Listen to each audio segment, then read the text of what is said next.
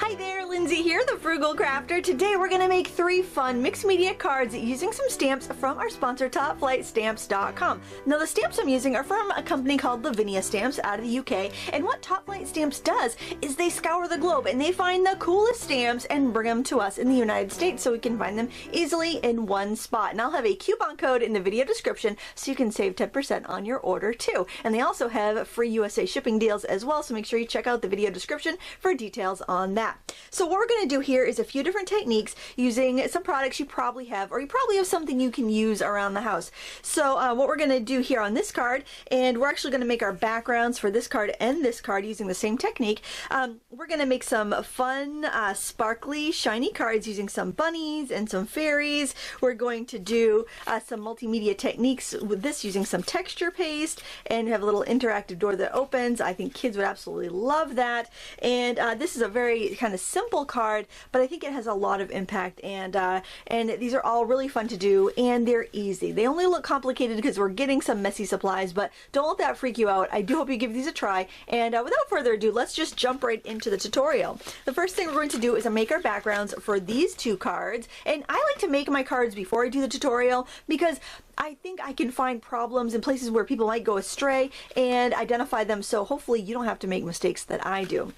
So we're going to use some watercolor paper, and I'm just using some inexpensive Canson Visionary watercolor paper. It's, you know, wood pulp. It's not your expensive stuff. I don't use the expensive stuff for cards because I feel like it can be a bit of a waste, because you are, you know, you're not going to be doing the techniques you would if you were doing regular watercolor painting. I'm actually going to grab a bigger brush and just wet this background here. Your water brush is totally fine to use, but this is just a little bit quicker. And for this, we are just doing a technique where we make a multicolor background. I taped around all 4 sides so that I'll have a pretty border like I did in the card here with that nice white border, and that's just done with regular old masking tape. If you find that your tape likes to rip your paper, what you can do is stick it to your clothes a couple times. Just stick the tape right on your clothes, and then add it, and then stick it down to your paper, and that will be just enough to help it there. You could use pigment powders for this. I'm using this glitter ink because it's really pretty. This is the Bria Reese glitter ink, and it just gives you a really nice effect. You could also use, if you have like the sparkly mermaid markers or Wink of Stella pens, that would work as well. Or if you had any metallic watercolors like twinkling H2Os or something like that, that would also work really well. I'm using 2 shades of blue and a purple. Again, use what you have. Even your kids might even have some pearlescent watercolors that you could use for this. These bottles have little stoppers in the top, which are handy to keep them from leaking when they are laid flat. So I'm just going to spread this around a little bit. Now you want enough water so the colors will spread, but not so much that it rolls and drips off of your paper, because then that just wastes it. If you do find you have too much pigment on, you can take a paper towel and you can blot it up and let that paper towel dry, and then you can always cut this out, die cut it out later, and use it for some embellishments. So that's why that paper towel is on my table. You could also do that with a baby wipe. I stopped using baby wipes a few months ago in my studio because I was going through them like water. It was crazy. So that's why I use paper towels now. But, you know, if you use baby wipes, you can also save those, and those would give you more of like a fabric texture. Now that I've got the sky in, I'm actually going to go down here with some of this glitter green to be like the grass. And I am going to kind of let that float up, and I can help it with my brush. I did have, and it didn't really, it wasn't a problem, but I did put way too much ink down on my first background, so I had to blot a bunch up, and then it was just wasteful. I mean, it still looks pretty, it doesn't look any different, but I certainly didn't need to use as much as I did. This will dry a little bit lighter, and if you want your colors to move a little bit more, you can spritz them with water. So that's how that's going to look. Now for this next one, we are going to do a controlled area, and I'll give you some tips on how to rescue this if you end up getting too much and it rolls off the edge, because that happened on one of mine. But again, I'll show you what we're going for here. This is the card that we're making, so we're just wetting the area that's a circle, and that's where we're going to be putting our ink in. And the water brush works pretty well for this. And you do want to take your time and make sure that you just you just wet the circle. Now, to get that circle, all you do is trace something that's a circle. You could trace a cup, you could trace a template, you could trace a stencil. It doesn't really matter. You just want to make sure that you have a good circle there, and your ink is only going to go where your paper's wet unless you have way too much on there. So just take your time in wetting this. You can do it on cardstock too. You just might get some different effects, and I'll show you that in just a second. But for this, you want to make sure that you have the entire circle wet. So doing this on cardstock, might be difficult to keep the whole area wet as you're working. That's the only thing. So it's all shiny there. I just shook these up, and I'm going to drop a few of these in there. Isn't that pretty? I just love the way it flows. These are a watercolor ink that have some shimmer in them. It's just so pretty. But you need that that surface wet to get that kind of bursting effect. Let's get a little bit of that other color in there because they're fun to play with. So you don't want to tip this too much or you're gonna spill it over the edge. And I probably wouldn't use a water brush to manipulate this because some water brushes will suck the color up into the barrel. I'm not sure if this one would or not, so because there is so much there, I'm just going to go around with just whatever brush I have handy and just pull it out to the edges. Now, if that pencil line bothers you, you could try erasing it after it's dry, but I'll tell you that, and I'll show you on one I just did like yesterday, all the pigment tends to push out to your outer edges, and you don't really see that pencil line afterwards, so I wouldn't worry about it too much. So you just want to make sure that you have a nice crisp circle. Now, let's say that you got a little overzealous tipping this around because you liked watching it blend and it slooped over the edge. Sloop is a technical term that we use in the watercolor biz. If that happens, what you can do is use a little gesso, and what this is it's an acrylic paint that's really flat and matte, and you can paint over the edge. And I'm just going to show you where I did that here, and you can see it because I've got a little ridge there. Let's see if I tip it to the light, you can really see it. It's really not going to show when we do our card, but it will, tipping into the light, you can see the slight difference in texture. So that had like spilled over the edge on my practice one, but I didn't want to waste it. So I just put a couple coats of gesso there, and that is almost like a whiteout, like, you know, liquid paper. Do you remember that? That's what it kind of acts like, and that will save your background because it's still pretty, and you know, I don't think you're really going to notice it after you get through all the techniques that we're going to do. So there is that. So you want to definitely let this dry before you go on to your next step. You can use a heat tool if you want, or you can just let Mother Nature do its thing. Now I'm going to show the effect on cardstock, and that's what I had done in the finished card. And this is what it looks like, just the circle done on its own. It's super shimmery and pretty, and there you can see it done in the card. Now, if you were really clever, you could like use not a sticky note, but like maybe a piece of contact paper to mask out the moon to begin with. Do your bright colored background, let that dry, then do the silver right on the watercolor paper. But I think you'd get some feathered edges. I think it'd be really hard to get a really crisp mask like that. So we're just going to do it on cardstock, and then you can see the effect on cardstock. So I've got a cardstock circle cut here, and what I'm going to do is shake up my ink and take this kind of warm silver color and just dab it a few times so that I can get kind of like craters on here, because on cardstock the ink is going to grab that paper and set like immediately, so you're not going to get as much of a blending effect. And then I can simply spread the excess ink around, and I'm going to end up with a moon with lots of little craters on it, and it just gives it a subtle effect that I think will be really pretty. Now you're going to have to let that dry completely before you stamp on it, but there you can see it's just a lovely effect with kind of like a tone on tone crater look. So you got to let all that dry, and then you can go on to the next steps. I'm going to work on both of these cards simultaneously because a lot of the techniques are the same. We're going to be doing some heat embossing, so I am using my VersaFine Onyx Black ink pad. That's really great for this because it's a super dark image, and you get the embossability because it's slow drying. So I'm going to start off with these two because I have all my stamps right here for that, and we are going to do some stamping and embossing. Now, even though the paint's going to stay sticky for a while, I still don't want to, I want to kind of emboss as I go, and that's going to give me the best effect. I wanted to give this starry sky another layer of stars, kind of like a galaxy. So what I'm going to do is take a little gesso, little white gesso, or you can use white acrylic paint, it really doesn't matter. And I'm going to mix it with a little bit of water here on this old like it's an old piece of plastic packaging. And then I am going to just get this spattery tool mixed up in here, and you can use an old toothbrush for this, but using the spatter tool keeps your fingers clean.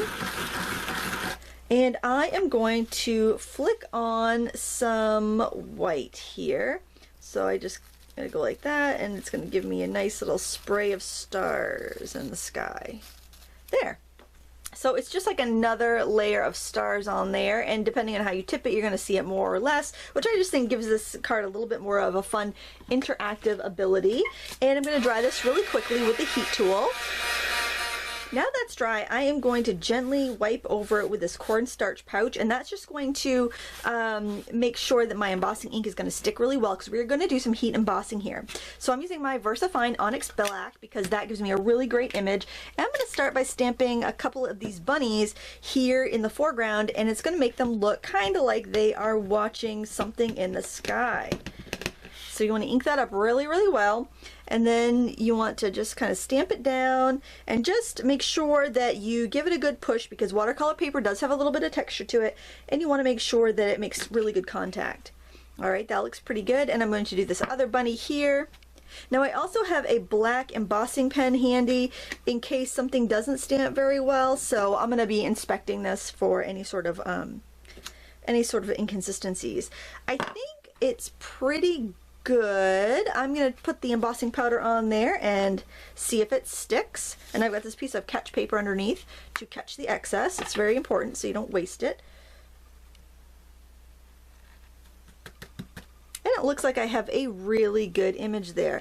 I do see a little extra right there by the foot, so I'm going to just hit that off with my fingernail, and now I can heat this to make it all shiny. And there, I love watching that magic happen. Just be careful you don't burn your fingers. And there we've got that nice glossy embossing. So the next thing I want to do is do the same with these little fairies on this little piece of cardstock here. And I am going to first stamp this one here. I'll stamp the edges and then the middle. So we'll get that one over here. It's okay if you go off the circle a little bit. And then we're going to do this one in the middle. No, let's do the other edge first because it'll be easier to balance out the design. It kind of looks like they're playing a game. They're all frolicking there. And we'll do this one in the middle. Okay, and we will cover the entire thing with embossing powder. Now you might want tweezers for this because it's not very much space to hold this all with. And just look and make sure it looks like it's pretty well covered, which it is, and then you're going to heat this one as well, just like we did before. Don't overheat it or you will lose the shine. That happens sometimes, just be aware of that. And then you're going to clean up your powder. And I will stamp that other one right now too because I might as well. I've got everything out and ready to go, but I do like to kind of clean some of that up. So for this card, we are going to use the Laundry Line stamp, and we do have to give this a really good press to make sure it stamps because there's a lot of tiny details, and we are working on watercolor paper. But again, we have that marker if we need to fill anything in. I just kind of give it a tip and make sure it looks shiny. And I am going to give this a good push. Hopefully it won't get any of the extra ink that I have gotten on the edges of the stamp, but there we go. So it did skip a little bit there in the middle. So what I'm going to do is grab my embossing pen. VersaFine makes one too. I don't know if it's still easy to find the colored ones. I've had these forever. They last a really long time, but I know there's a clear VersaFine one that you could use. It will work absolutely fine for this, and I had to do this on the other one, so I know this is going to be fine. So just go and fill in any design that you need. Anytime your stamping looks a little spotty, you can do that too. I think just working on a texture paper with this is a little bit of a challenge, but I love the effect on the first card that I made, so I just wanted to do it. I wanted to show you because it is so fun. But I also want to show you, I like to leave the mistakes in because not everybody does, and then if you do it and you don't get the same effect, you're going to think there's something wrong with you. And I don't like that. I think that, you know, you got to show the whole process, warts and all, and, you know, let people know what to really expect when they're doing a project like this. So I'm going to heat this up, and then we'll put our little dragonflies on in a second. Now, you may have noticed I forgot to hit this with the cornstarch pouch before I stamped, and look what happened. I got some stray powder that I didn't even realize when I was heating it up. That's why we use a cornstarch pouch, to eliminate any of those stray pieces. See? Teachable moment. It's really, see, that's why I like to leave it in. You're not gonna forget that because you saw me make that mistake. So now I'm gonna do the same thing with a couple little bugs here. I'm gonna do this little dragonfly. Now this one's easier to stamp because it's smaller, and we'll do the other little dragonfly perched just on the edge of that laundry line, and we'll heat emboss that, and then we'll be all set for our next step. Now this card is just about done. What I did here, and I just wanted to show you these, I haven't glued anything down yet, I just wanted to show you the difference here. On this one I added some ink to the edges, and on this one it's plain. So I wasn't sure if I wanted to add the ink when I first did this one, so I wanted to make sure I showed you side by side so you could know whether you want to do the inking step or not. I'm going to show it to you though, because you should know how to do it. So now that you've seen them side by side, what I'm going to do is I'm going to use a couple blending brushes and a couple inks, and I'm just using regular Distress ink. Of course, you could use your Distress Oxide if you want, or really Memento. Any sort of ink is going to be fine for this. Oops. I want to do my blue here. Now, there's gesso here, so I really don't know how the ink is going to go on top of the gesso, so you and I will learn together on that one. It seems like it's holding it just fine, so that's good. So basically, all I do is I just get my brush on the ink pad, and I just go around the edges, trying not to get on top of the red. And of course, if you don't like this look, then don't do it. Leave it plain. And then you want to do the same thing here to the bottom. And that's all there is to it. Of course, you can use sponges for a more dramatic effect. That is completely up to you. If you do have any like rough spots on the edge of the paper, like I did there, where where my paper trimmer must have cut it a little roughly, you could distress it a little bit so it looks like it's on purpose. So that's what I'm going to do here. And so if I did it to one part, I'm going to do it to the other part. So that's kind of how you can get around maybe like a finger smudge, like an ink smudge or something on the edge. Just do a little direct inking, and that will make it look like it's intentional. And that's, you know, that's a way to hide a mistake. I think that's why, see, I keep the mistakes in because I know we all do it. We all make mistakes. So why try to hide it? Let's try to figure out what the heck we can do to save our cards. So I'm going to use some double-sided tape here. I'm just using this because my ATG gun is in my office upstairs, and this is what I have handy. This is also really strong and really nice to work with. It's just a terrible, it's like score tape. It's pretty much the same thing. This one came from Craft Chameleon, so you know, you could shop around and see who has the cheaper price today if you're looking for some, I guess. And it works really well. Doesn't take much either. So I'm just matting that on a black panel. So the size of this is like 4.5 square, and then the black panel is 5 inches square, and this is 5.5 square, so you can get that out of a regular piece of cardstock, and it's just kind of a fun size to mail. Of course, you'll have to make your own envelope for that, but I have, like last week's tutorial, I showed you how to do that without any special template. So so you can do that too pretty darn easily. And 2 strips should be fine for this because it's not warped or anything. Now, to keep my paper from warping when I do a technique like this is when I dry it, if I'm using my heat tool, I dry the front and the back, and that just evens out the tension and it keeps it from warping. And there you go. The only thing with this tape is you don't get any repositioning time. So you gotta, if you've got it a little off, you're gonna have to make do with it or just trim your card down a little bit to make sure it matches. But that's how you do that. Super easy. This one's only a little bit more complicated, really. So we're gonna take this piece that we colored, and I want to show you another fun product. This is some brand new markers at Top Flight Stamps. They're called Studio Light, and I thought, oh, markers, you know, same old, same old. But the neat thing about these, and I wish I realized it when I picked this color palette, because I would have picked a darker color palette, is that they have really tiny flexible tips, which would be really good for brush lettering. I am not, if you look at that, tiny, really flexible tips, look at that, I can bend it right over. would be really good for brush lettering if I knew how to brush letter. I am not a I'm not a brush letterer, but I just wanted to mention that because if you do that sort of thing, I think you'd really like it. Now I'm actually going to color over the entire fairy because I want to get like a little, almost like an aura glow on them.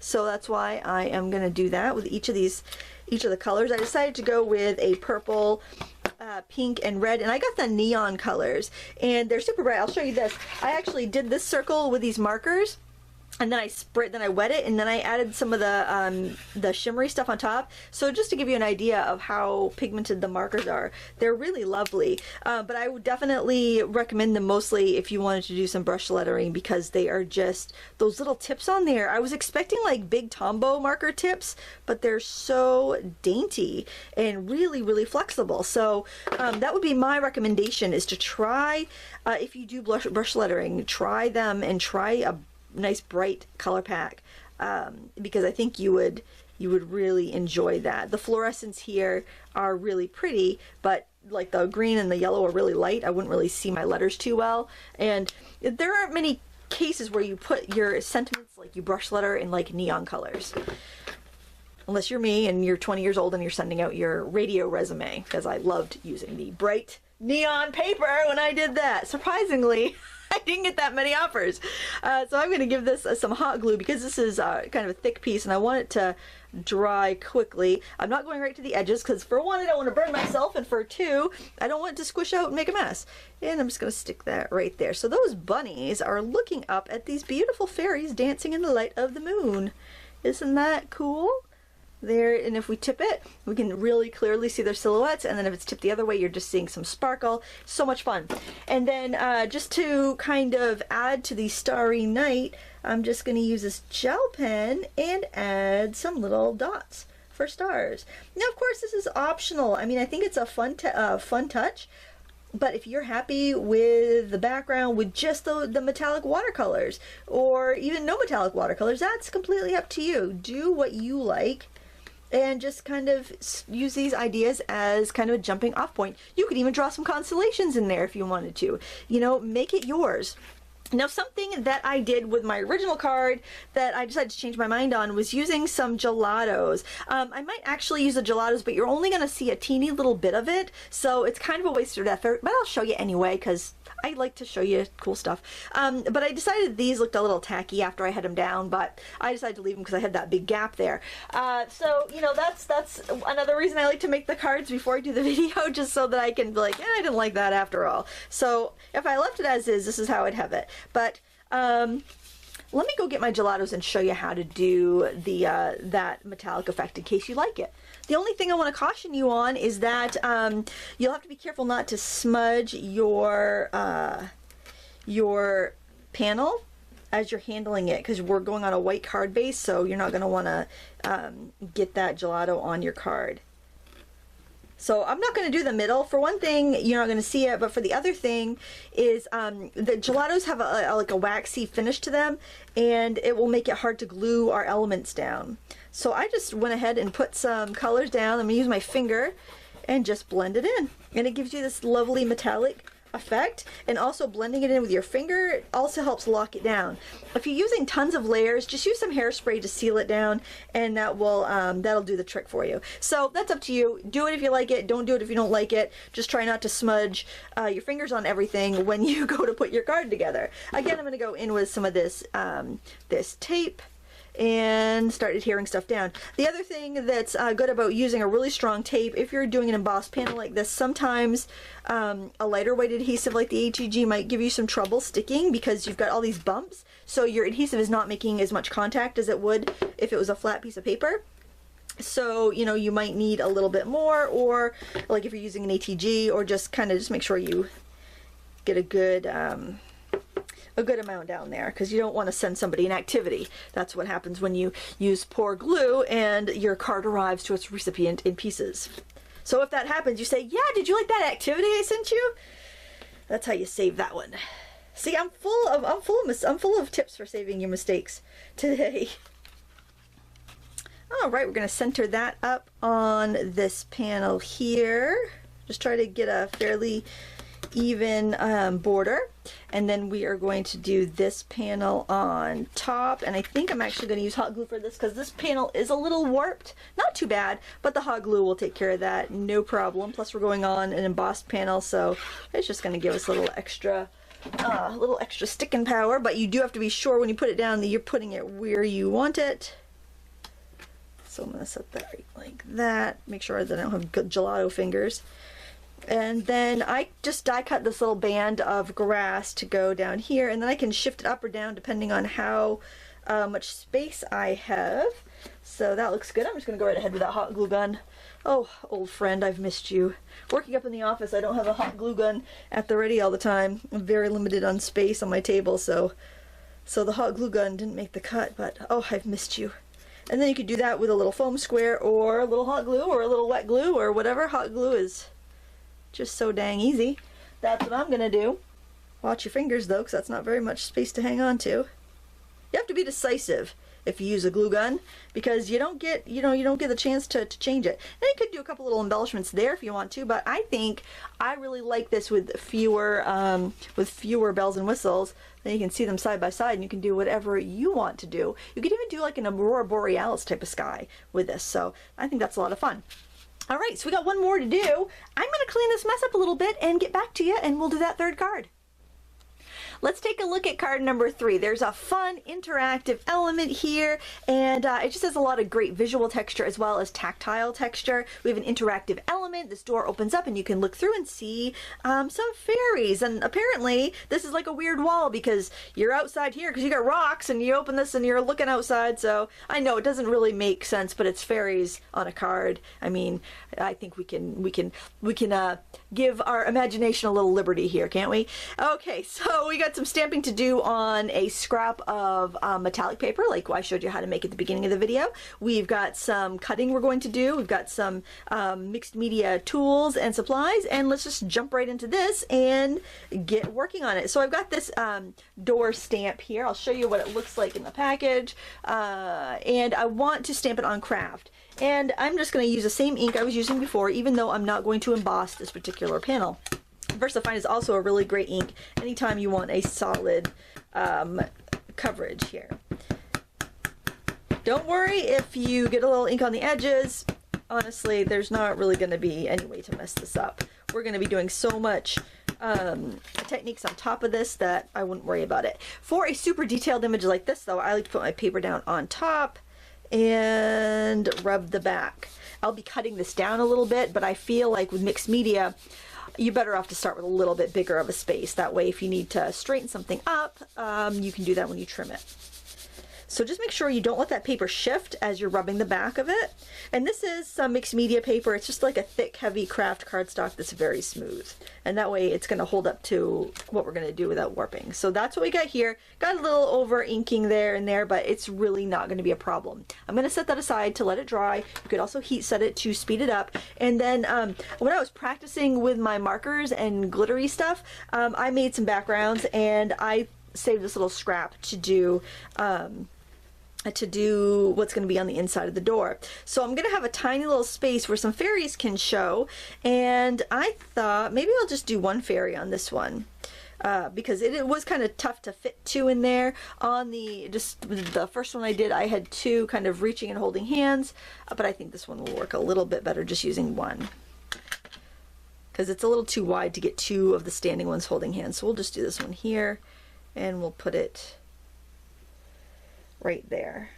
So it doesn't hurt to have a bunch of backgrounds done and ready to go, so that if you do decide you want to do a project like this, you have some that you can use. So you can see that I'm going to emboss it because on that metallic-y surface, I think the ink won't dry and it might smudge. And plus this is going to make it stand out a little bit better. Oh, I forgot to. I used the heat tool, but it seemed to be just fine anyway, so that's good. Not going to worry about it. That's for sure. Alright, and I'm just going to set that aside and clean up my mess here. For my next step, I need my little scissors here, and what I'm going to do is I am going to cut in here under the door and around those little boulders in the front, and I am just going to kind of shape that a little bit so that way I can come in here and I can cut this door free on 3 sides here. And I'm going to cut all the way around until I get to the flat spot of the door where the hinges are. Then I am just going to do a little snip on the edge to make sure it's free. I'm going to use my scissors as a scoring tool along that line. That's going to help me fold it. And that's how I'm going to have my little interactive element. I'm also going to use some colored pencils just to color this a little bit, just to make it the door and the stones around it, just to give it a little bit of interest. I'm going to just do some shades of brown on the door. Kind of patchy. I don't want it to look new and freshly painted. I want it to look kind of old. And I'm going to do some yellow ochre in here. And that will make it stand out a little bit. And remember, we get the craft of the paper, so we don't need to do like a ton, just a little bit, just to give it a little bit of interest. And we'll do a little black shading here. And then on the stones, I'm just going to take some of this super pale whitish blue and just do a little highlighting on some of the stones. And that's really all we need to do to that. You can also add a little bit of gold onto the door knocker if you want to, but again, that's completely up to you. You could do that on the hinges too if you want to. Again, that's your call. And this is just like a metallic marker. You can use whatever you like, a gel pen if you have one that's nice and bright. So the next thing I want to show you is this product. Actually, there's all kinds of different texture pastes out there. This one just happens to be the one that I had handy, and basically it's like a really thick acrylic paint. You can even make your own by using latex caulking and acrylic paint and then tint it to whatever color you want. So we're going to use a palette knife with this and also a stencil, and I know there's like tons of companies that make stencils with brick patterns on it. And again, this is one that I had. This is a really old club scrap from 2003. See, you know, keep those stencils. They'll always come in handy. And I'm just going to line that up on the edge of my paper here. And I am going to pick up some of this paste. Now, the key with the texture paste is to not overdo it. Okay, meaning like don't keep working it back and forth. It's very fun to play in, but just do it and then move on. And I'm not going to worry about the back of my stencil getting grimed up because it will just add to the texture. It's not going to mess anything up, so don't worry about that. You do want to clean your stencils when you're done because it will leave ridges on your stencils, and then if you use it for like jelly printing, it's going to be difficult. It's not going to give you that nice effect that you want. So just keep filling it in until you have everything filled in. I should have taped my palette down. It'd be easier to work on.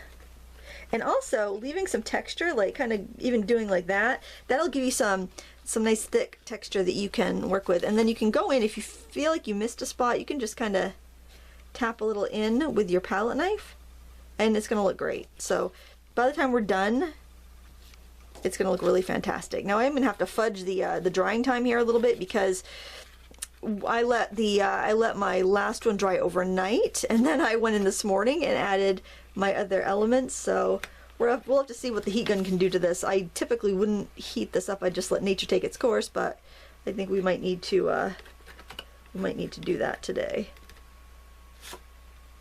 Okay. And then if you see any other little areas, just hit them with a little bit of paste on their own, and you definitely want to work on a scrap or something so that you can throw that away and not have your work surface all covered in grime.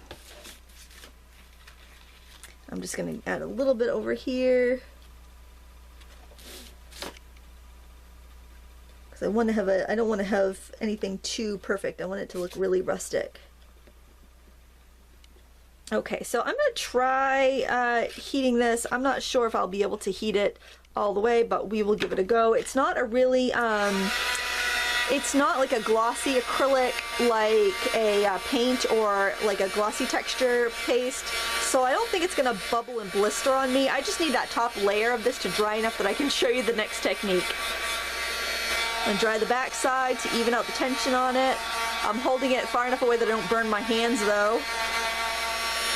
I'm getting some blistering there. I don't know if you could see that, how it's kind of like puffing up. I think it's going to be all right, but I just wanted to let you know heating is not, I'm only doing this to save a little time for the video, but it might give us an interesting texture. Alright, I'm just going to smush down any of those bubbled areas, which you will not encounter if you do this the right way, but I'm going to show you this kind of quick way. And I'm going to grab out some acrylic paint. I've got some red, some burnt sienna, and some green, and we're going to be doing a little bit of sponging and dry brushing here to give it some texture. And I'm going to zoom in a little bit so that you get to see a little more detail, because this is really pretty. I love the effects here. So I've got a little like sap greenish color, some white gesso, it's already on my palette. You know, you can use wet acrylic paint obviously. And the first thing I'm going to do is grab a flat brush and do a little dry brushing of deeper color. And you want to make sure your brush is dry, so if you've been using it, just grab a paper towel or a rag and dry it off as best you can. And I'm going to load up my paint here, so I've just got I'm going to mix those two colors together and just get that color kind of on the tip and wipe off the extra. I don't want that much on there. And I'm just gonna kind of just swipe it across, build up some of that color. Because when you have bricks, they're not all the same color. Unless they've been painted, they're going to be fired different. You could even use some black in there if you wanted to.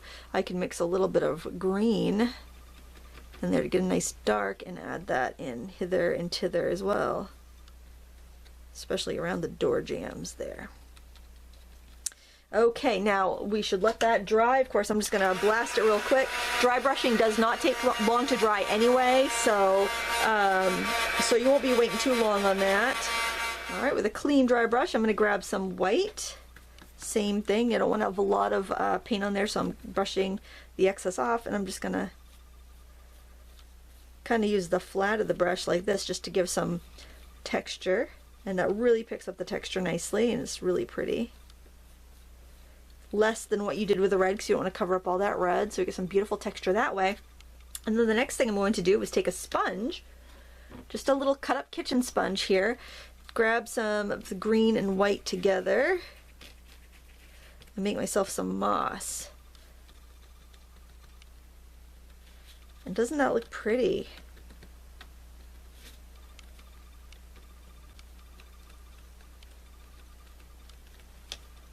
And of course, take your time. I am rushing because you know, I want you to get as much as I can pack into this video.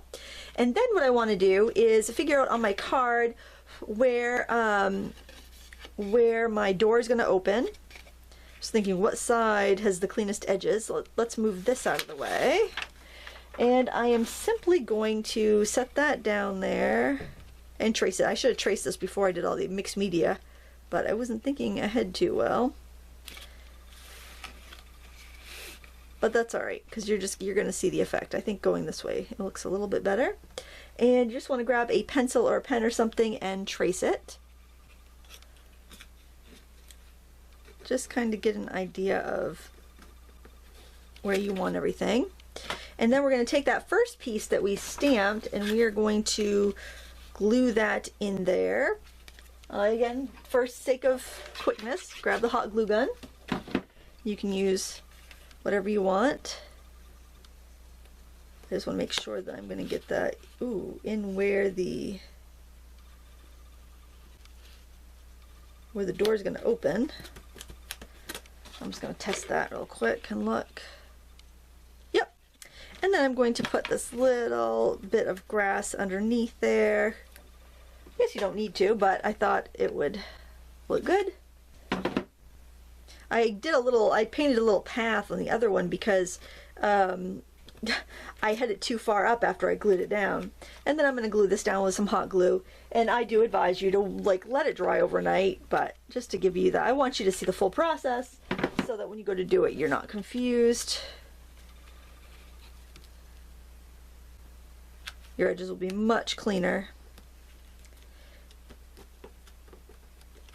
And there we have the fairy through the door like that. Now, if you do get smudges around like that, I would just ink it. I would just do some inking, you know, work with it, make it work.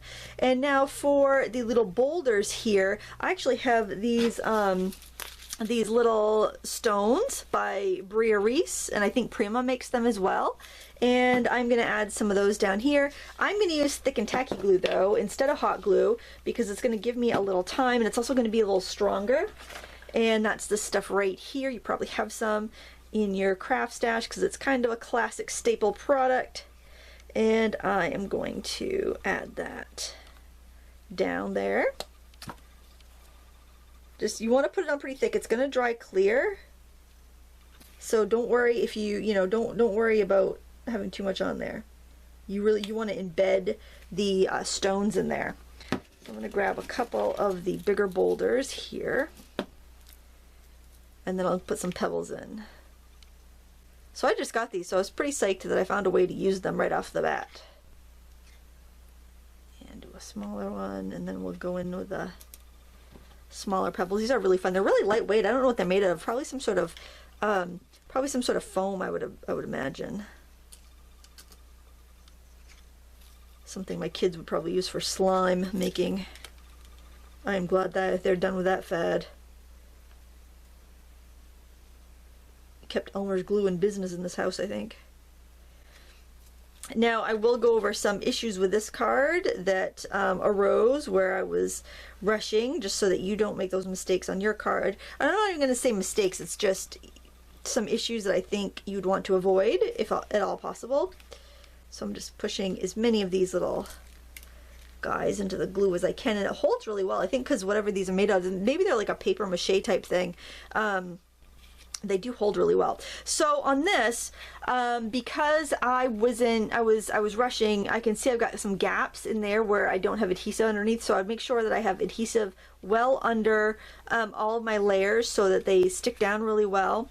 And you might want to be careful that you don't get anything on the back of the paper, or you might even want to like re-stamp the door, partially stamp the door on the back side too, so you do get a double-sided door there. That's pretty small, but I mean, you don't even really notice the smudges on the edge because I mean, they're pretty light, so you know, I could probably still definitely use this card. I'm going to look back at the original one here, and I did end up putting dabbing a little of that green paint on the rocks after it was dry for the moss, but you can see, you don't really see the glue there too badly. I mean, I have to really be looking for it, so I think the tacky glue is a really good option there, and with hot glue you just don't have the time to set the little tiny stones, so that's why I would do that. But here you can see the beautiful texture from the texture paste, and I think it's just a really fun card, and it doesn't take as long as you might think it would.